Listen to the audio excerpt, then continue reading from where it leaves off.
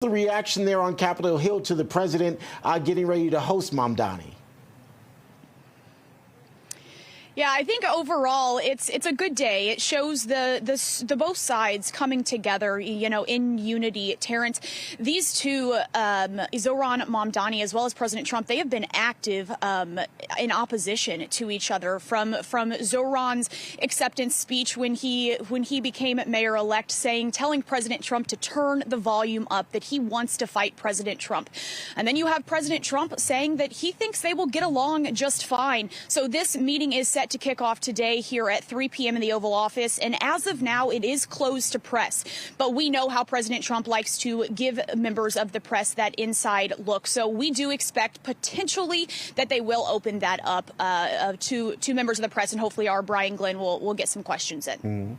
As with the rest of the country, affordability is an issue that New Yorkers are struggling with right now. It's also something that members of Congress are going to be talking about and trying to deal with once they return from the holiday break.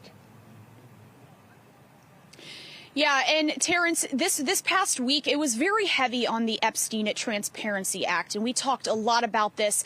And so when members get back on December 1st, they have adjourned today, where they actually did pass a bill that is against socialism. So it's all about denouncing socialism. But when they come back December 1st, we expect the conversation to be all about healthcare and affordability.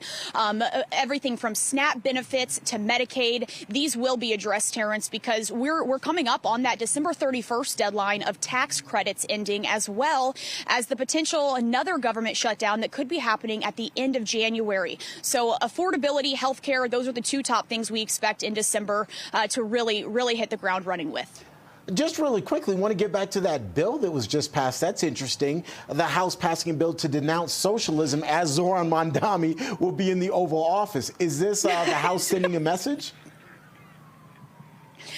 And Terrence, absolutely. I think Speaker Johnson had a reason for this. I mean, this passed just 3 short hours before we have a socialist, self-described socialist and communist coming right to the White House to discuss this.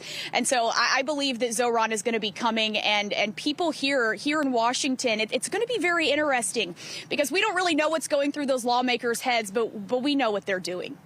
No, absolutely. That's interesting. That's definitely a developing storyline.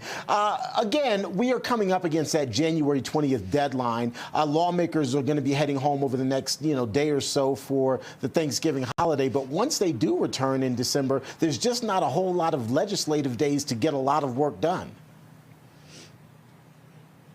No, there's not. And Terrence, one of the biggest things this week, we really expected some sort of conversation on affordability, but it was so skewed to these Epstein files and the Democrats trying to push back against Trump with them insisting that these Epstein files, get released.